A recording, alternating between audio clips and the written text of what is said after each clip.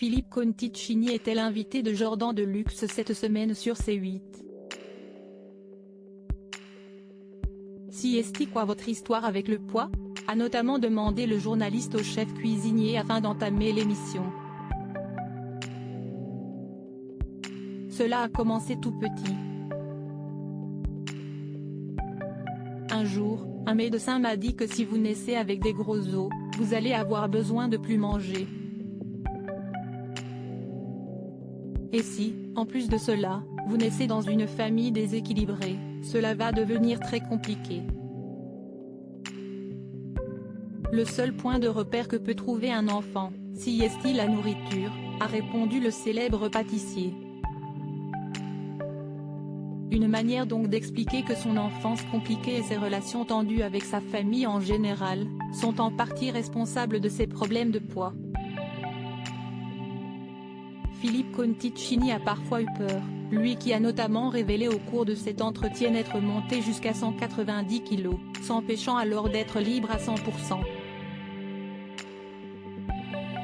Mais heureusement, tout va mieux depuis pour le chef. Ce dernier semble désormais à l'aise dans sa peau. Je suis très heureux, avec ma femme, Anne-Lise, note de la rédaction, notre fille, je suis un homme épanoui. Le médecin m'a complètement raté. À noter que lors de cette interview, Philippe Conticini a également été amené à évoquer ses anciens problèmes de santé. Vous avez même un procès en route si j'ai bien compris ? A notamment indiqué Jordan Deluxe, avant de laisser son invité révéler le pourquoi du comment. Oui, c'était en 2010, j'ai été opéré, le médecin m'a complètement raté. Il m'a repris 19 jours après, je suis tombé dans le coma. Je voulais faire un bypass, opération chirurgicale consistant à réduire le volume de l'estomac et à modifier le circuit alimentaire, note de la rédaction.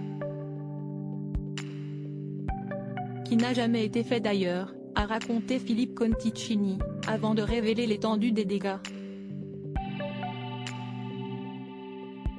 Le médecin, note de la rédaction, m'a envoyé à Bichat, centre hospitalier parisien, note de la rédaction, septicémie, hypertonie aiguë, tous les organes surinfectés, le cœur qui ne battait plus.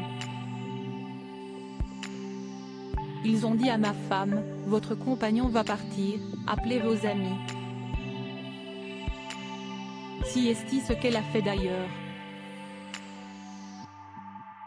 Depuis, il va mieux, mais espère toujours avoir de la part de ce médecin la reconnaissance de son erreur.